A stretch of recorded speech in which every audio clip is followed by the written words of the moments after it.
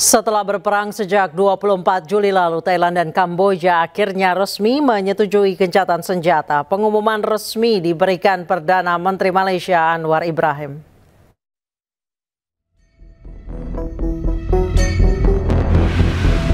Setelah sempat berperang sejak 24 Juli lalu, Thailand dan Kamboja akhirnya resmi menyetujui gencatan senjata. Perundingan gencatan senjata ini digelar Senin siang waktu setempat di rumah dinas Perdana Menteri Malaysia Anwar Ibrahim di ibu kota administratif Malaysia Putrajaya. Perdana Menteri sementara Phumtham Wechayachai memimpin delegasi Thailand dalam perundingan ini. Sementara delegasi Kamboja dipimpin Perdana Menteri Hun Manet. Dari hasil perundingan ini, gencatan senjata mulai berlaku pada Senin tengah malam waktu setempat. Prime Minister Hun Manet and Acting Prime Minister Phumtham Wechayachai have expressed their positions and willingness to immediate ceasefire and return to normalcy. The presence and collaboration of all parties underscore a shared commitment to peace, dialogue and regional stability. Both Cambodia and Thailand reached a common understanding as follows. 1.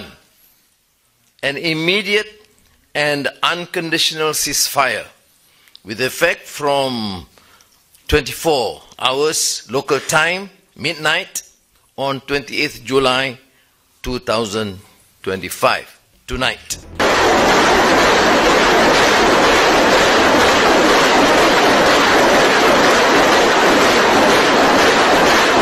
Sebelumnya pertempuran di perbatasan Thailand-Kamboja sudah terjadi sejak Kamis 24 Juli lalu.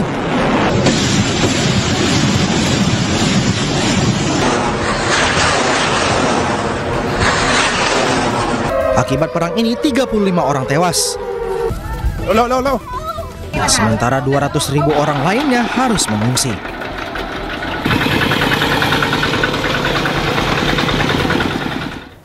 Pemirsa, dampak blokade jalur bantuan ribuan warga Gaza kelaparan dan menjadi pusat perbincangan di berbagai dunia. Namun Perdana Menteri Israel Benjamin Netanyahu menyangkal telah memblokade jalur bantuan untuk Gaza.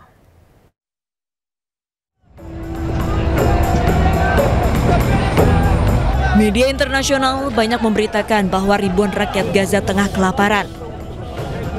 Kurangnya sumber pangan untuk para pengungsi membuat warga berebut tepung di pusat posko bantuan. Blokade jalur bantuan menjadi salah satu penyebab pengungsi warga Palestina menderita kelaparan akut. Namun hal ini ditampik Perdana Menteri Israel. איחולי החלמה לפצועים, אבל שיהיה ברור, אנחנו נשיג את היעד. אנחנו נחסל את החמאס. כדי להשלים את היעד הזה, גם של חיסול החמאס וגם של שחרור חטופינו, אנחנו מתקדמים בלחימה ומנהלים משא ומתן.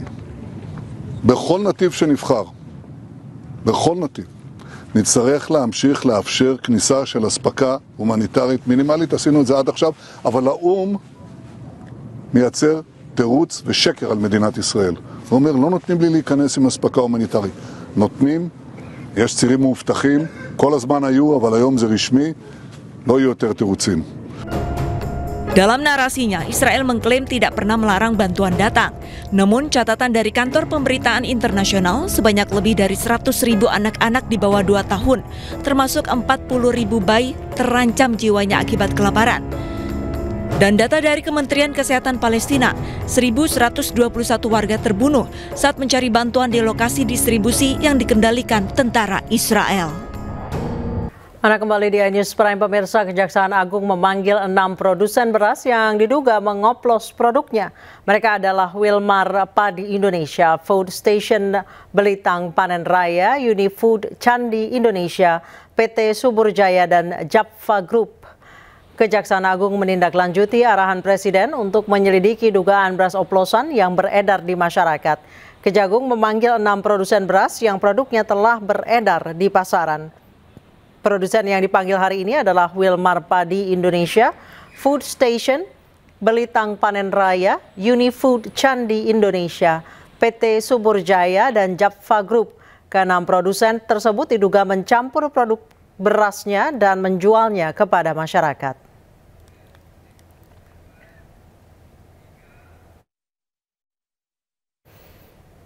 Masyarakat Anti Korupsi Indonesia atau MAKI menyebut Riza Khalid berada di Malaysia. Menurut MAKI, tersangka dugaan korupsi tata kelola minyak mentah itu bahkan sudah 4 tahun menikah dengan kerabat Sultan Malaysia.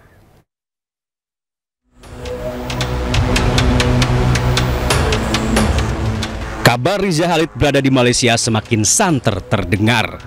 Masyarakat Anti Korupsi Indonesia atau MAKI bahkan berani memastikannya. Menurut Koordinator MAKI Boyamin Saiman, Raja Minyak itu bahkan telah 4 tahun menikah dengan kerabat Sultan Malaysia. Menanggapi temuan MAKI, Kejagung menyatakan akan mendalami informasi tersebut. Kapus Penkum Kejagung Anang Supriyatna mengatakan akan menindaklanjuti setiap informasi yang ada. Sebelumnya penyidik Kejagung telah memanggil Riza Khalid untuk diperiksa. Namun pemeriksaan yang dijadwalkan Kamis 24 Juli itu gagal lantaran mafia migas itu mangkir. Selain kerap tersangkut kasus korupsi kelas kakap, Riza Khalid juga dikenal licin. Menurut peneliti dari Pusat Kajian Anti Korupsi Zainur Rohman, penyidik Kejagung seharusnya segera menerbitkan red notice untuk memulangkan sang Raja Minyak itu. Caranya adalah dengan menerbitkan red notice. Ini penting agar para tersangka ini nantinya dapat dipulangkan ke Indonesia melalui prosedur ekstradisi. Bersama 17 orang lainnya, Riza Khalid ditetapkan sebagai tersangka dalam dugaan kasus tata kelola minyak mentah dan produk kilang di PT Pertamina. Akibat perbuatan jahat mereka, negara dirugikan hingga 285 triliun. Tim Liputan iNews melaporkan.